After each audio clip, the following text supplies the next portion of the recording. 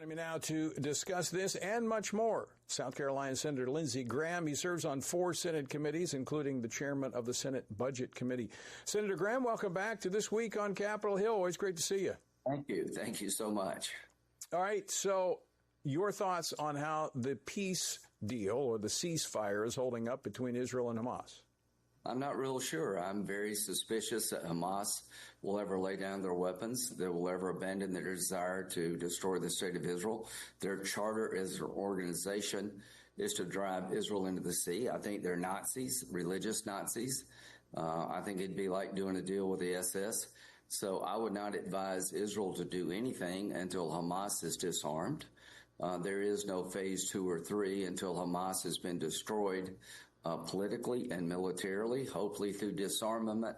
But the last thing we need in Gaza is a unifil group, some kind of stabilizing force that doesn't have the capability or will to ride herd over Hamas. What have we seen after the ceasefire? Hamas coming back into the streets, shooting people in the back of the head, and the world says nothing. The only time the world's upset is when Israel, and trying to defend itself, kills a Palestinian. Apparently it's okay for Hamas to execute people in the streets without much pushback. So I'm very concerned about where this thing is headed. And my advice to Israel is to make sure that there's a stabilizing force that you can trust, that has the will and the capability to disarm Hamas. And if you can't get that, then you need to finish the job yourself. Well, let me ask you about that stabilizing force, because there's been discussion about this international force, including Qatar and Turkey, to which the Prime Minister of Israel has expressed opposition to the idea of Turkey being there on their own soil. Yeah, I think that's not going to go over well in Israel. It's not just Bibi. What people don't realize, you know Israel as well as anybody in the media. Lapid, the opposition leader to Bibi, kind of a center-left guy, spoke to the Knesset and said he would oppose Turkey or Qatar being part of any force in Gaza. That's not just Bibi. People in Israel see Turkey and Qatar as more aligned with the Muslim Brotherhood. Well, that's right or not. Everybody sees it that way. So my hope is that we can find a stabilizing force that will disarm Hamas. Without disarmament, there will never be peace and stability. But Turkey and Qatar is rejected not just by Bibi, but by his opposition, who said they would tolerate Egypt, but not these others. Senator Lindsey Graham, let me ask you this question. When we talk about peace in the Middle East, is it a different definition of peace than what we are accustomed to here in the West? Because consider that since Israel's founding, there's been 20 conflicts, either between Hamas or Palestinians in Judea and Samaria. Right. So let me just say this. The state of Israel was founded in 1948, right? It's been under siege ever since. God blesses those who bless Israel. I'm in the camp that Israel will have no better ally than Lindsey Graham, but I'm also an American, and I'm going to do what's best for America vis-a-vis Israel. What's best for Israel is for it to be an independent Jewish state, a Jewish state that's sovereign, that's democratic, that can live in peace with its neighbors. Right now, Hamas is not a neighbor you can live in peace with. Hezbollah is an Iranian proxy Shiite terrorist group in Lebanon that has tried to destroy Israel for decades. Iran is the great Satan in the region. So peace for me, when it comes to Israel, is the destruction of proxies of Iran that can destroy the Jewish state. Peace for me, for Israel, is the international community, the ICC and the UN, stopping their policies to try to marginalize Israel. There's a International Court of Justice just ruled that Israel must allow UN aid to come into Gaza. UNRWA, remember UNRWA, the United Nations Recovery Assistance Authority aid group? UNRWA was integrated with Hamas. UNRWA hired people sympathetic to Hamas. So I will never allow with my vote any use of UNRWA assets to rebuild Gaza, because UNRWA to me is an extension of terrorism, not a fair arbitrator of aid delivery. Senator, you talk about the international community, rhetoric inflames as well. The terminology that has been used, West Bank, giving the impression that, what amounts to about 24% of the landmass of Israel, Judea and Samaria, is somehow a sliver of land along the bank of the Jordan River. Talking about sovereignty. This week, the Knesset voted on a measure that took a step toward recognizing the sovereignty over certain elements of Judea and Samaria. The Vice President, Secretary of State, both spoke out against that. Does Israel not have a right to exercise sovereignty over their land? In fact, this is land in which, according to this 20-point peace plan, 2,000 terrorists were deposited into this region in Ramallah. Yeah, so I'll just be very honest with you. It's been the policy of the United States for decades now, starting with President Bush, a two-state solution. After October the 7th, the Palestinian state, Palestinian emirate, wherever you want to call it, will be radically different. There will be security buffers provided to Israel to make sure there's no more October the 7th. But to you and to your listeners, it will not change. The policy will not change under Trump. We're not going to support annexation of the West Bank. Why? Because that would destroy any ability of Israel to live in peace in the region. It would create turmoil beyond your imagination and would isolate Israel even further. I'm not expecting Israel to do any deal with the Palestinians that would lead to another October 7th, but I don't want to mislead anybody that I think that the world or the United States will accept annexation. It will not.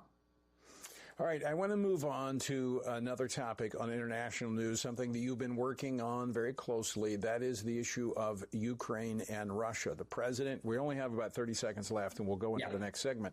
But I want to set this up. The president taking basically a page from your playbook, calling for sanctions on Russian oil to bring this to a close using economic tools. You got 30 seconds, and we'll continue this on. He's on the right track, but you can't let your foot off the gas. We got to stay firm and not back away now. We just got to be consistent. Putin doesn't want peace. He wants land. He wants land by force. All right, folks, we're going to continue our conversation with Senator Lindsey Graham on the other side of this break to discuss the way forward in bringing peace between Russia and Ukraine. Continuing my conversation with South Carolina Senator Lindsey Graham.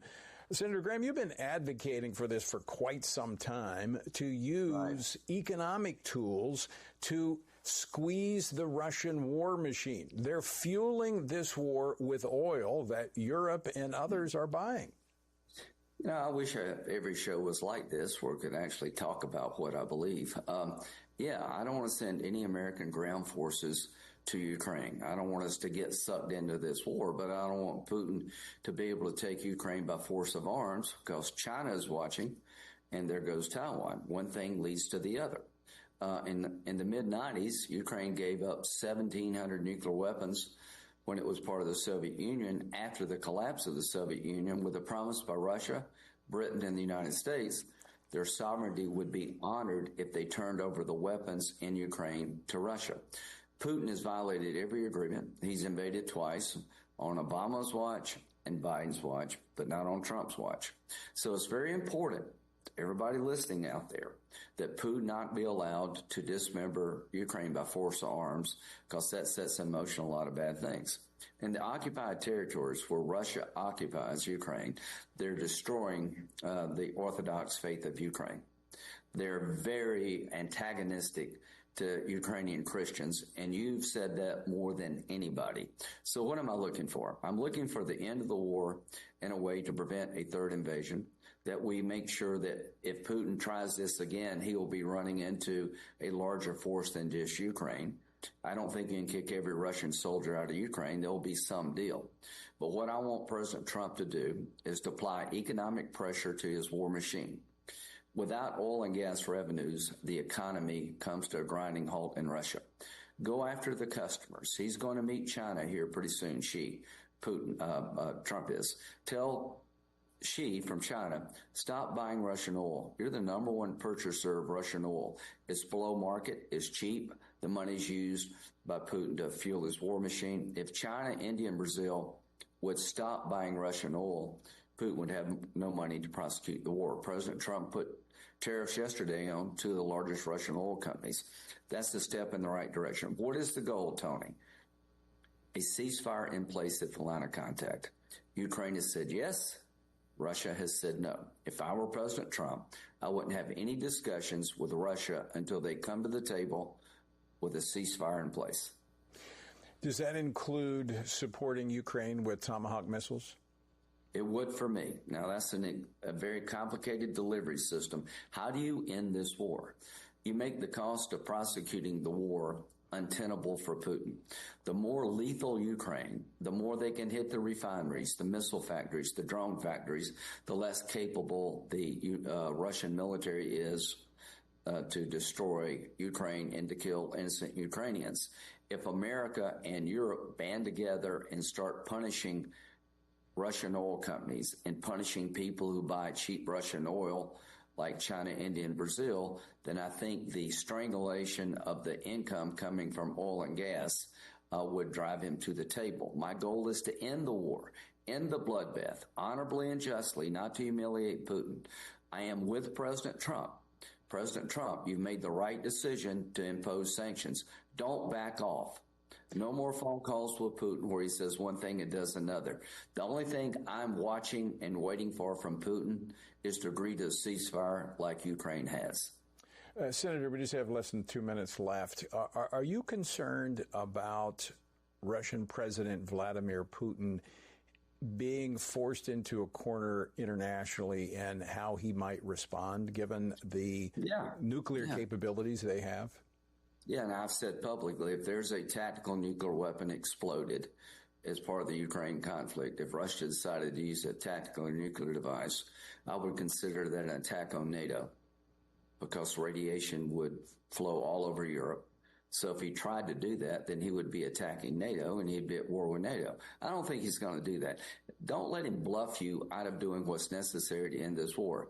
Biden was late to give the F-16. Biden didn't want to offend Putin. He didn't give him tanks. He didn't give him any weapons at all. Look what Trump's done. He's loaded them up with weapons. So you're not going to let the bully, you'll never win the bully over being afraid of him. Right. You got to be smart, but you got to be tough. And let's end on this note. To my friends in Israel, do not accept a holding force in Gaza that you do not trust to disarm Hamas. And to my friends in Israel, if you feel like the only way to make the Jewish state safe is to go back into Gaza and finish Hamas off, you have my blessing. Well, we'll make sure that message gets there. Senator Lindsey Graham, always great to see you. Thanks so much for taking time to join us. Thank you. God bless.